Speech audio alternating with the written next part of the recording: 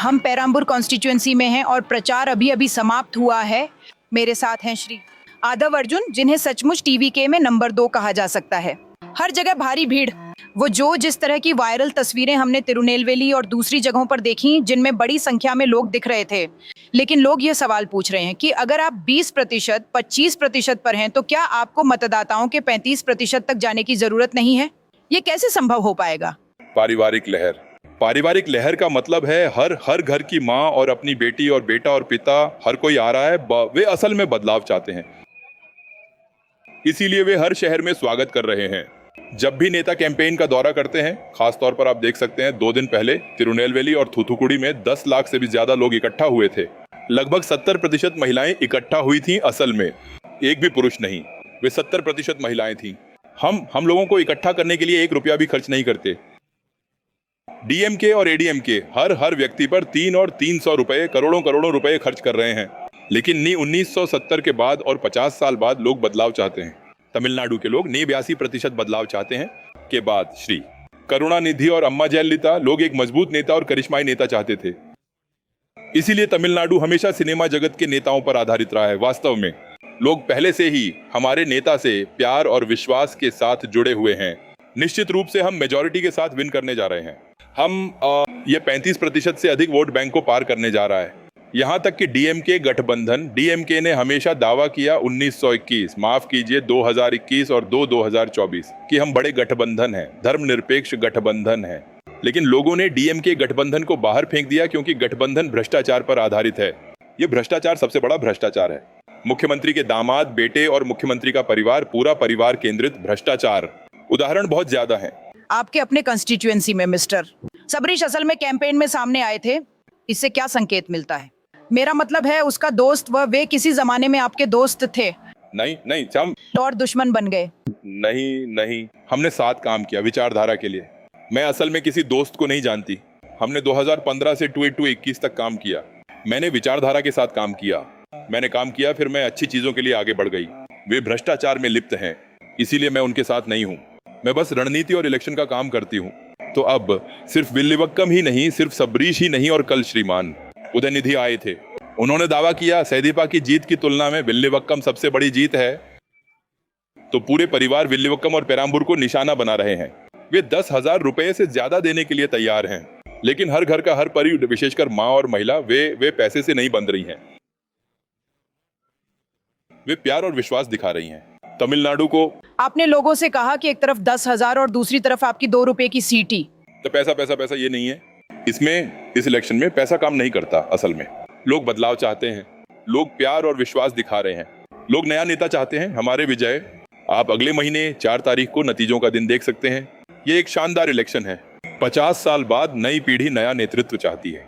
उरीमैत हो गई, और जो 8,000 का कूपन उन्होंने घोषित किया है, उसका क्या? ये सबसे बड़ा और लेकिन लोगों को डीएमके के घोषणा पत्र की परवाह नहीं है।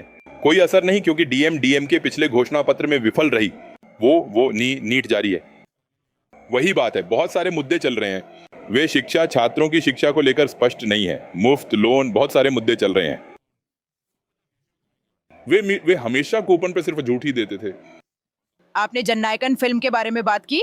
जाहिर है उसके रिलीज ना होने को लेकर बहुत चिंता रही है, खासकर समर्थकों के बीच, और अब एक लीकेज हो गया है। ये किसने किया है? देखिए, ये सिर्फ तमिलनाडु का मुद्दा या जननायकन का मुद्दा नहीं है। ये भारतीय फिल्म उद्योग की एक चुनौती है। फिल्म कैसे रिलीज हो सकती है? ये भूमिका सैटेलाइट कंट्रोल है। फिल्में ऑनलाइन में कैसे रिलीज हो सकती हैं? तो ये है, इसीलिए ये एक राजनीति है। हमारे सभी विशेष रूप से केंद्र और राज्य, वे एक साथ हैं। विशेष रूप से श्रीमान MK स्टालिन ने ये फिल्में रिलीज एंड लीकेज शुरू किया। निश्चित रूप से लोग संबोधित करेंगे। एक बार हमारे नेता, एक बार जब हम सरकार बना लेंगे, तो फिल्म 100% सिनेमा घरों में रिलीज होगी। लोग न्याय देंगे।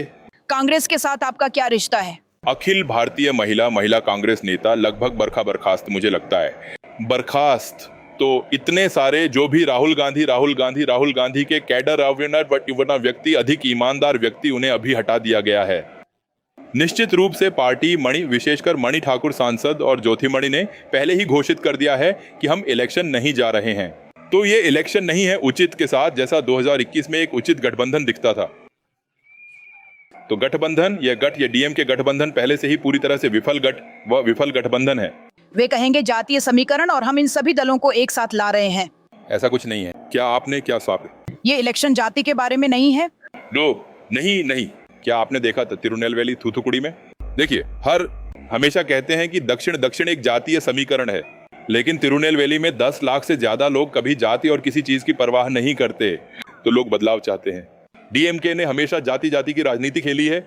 लोग विकास चाहते हैं, लोग अच्छी शिक्षा चाहते हैं, लोग अच्छा स्वास्थ्य उद्योग चाहते हैं। लोगों की जो बुनियादी जरूरत है, खासकर दक्षिण में, वहां कोई शिक्षा नहीं है, कोई रोजगार नहीं है। युवा रोजगार चाहते हैं। निश्चित रूप से हम अच्छी सरकार बनाएंगे, हम विकास पर ध्यान केंद्रित करेंगे।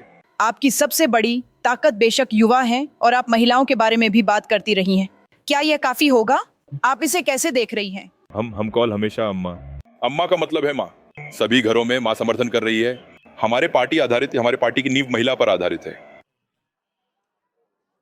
औरत का मतलब है सभी घर, माँ और बेटी बहन। यही नींव है। तो पुरुषों के पास कोई मौका या कोई विकल्प नहीं है। बेशक पुरुषों को बदलना होगा, पुरुषों को महिलाओं की आवाज सुननी होगी।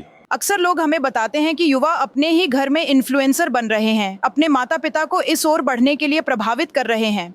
देखिए, 4 साल बाद, 40 साल बाद, 10 साल बाद बच्चे राजनीति के बारे में बात कर रहे हैं। यही तमिलनाडु की राजनीति की सफलता है। अब दरवाजा खुल गया है। तो डीएमके और एमके, स्टालिन का राजवंश और राजतंत्र खत्म हो गया है। बस एक आखिरी बात, आप कहते रहे हैं कि जोसेफ विजय अगले मुख्यमंत्री बनने जा रहे हैं ताकि आप राजा बन जाएं। कुछ लोग कहते हैं कि आप किंगमेकर बनकर रह जाएंगे, कुछ अन्य कहते हैं कि आप वोट कटर होंगे। इस पर आपकी क्या प्रतिक्रिया है? हम कोई नहीं है। हमारे नेता कोई राजा और का किंगमेकर नहीं है। हम आम आदमी हैं। हमारे नेता आम आदमी की सरकार बनाएंगे। राजशाही तमिल में हम राजशाही कहते हैं, खत्म हो गई है। तमिलनाडु में अब से कोई राजा और किंगमेकर नहीं होगा। धन्यवाद।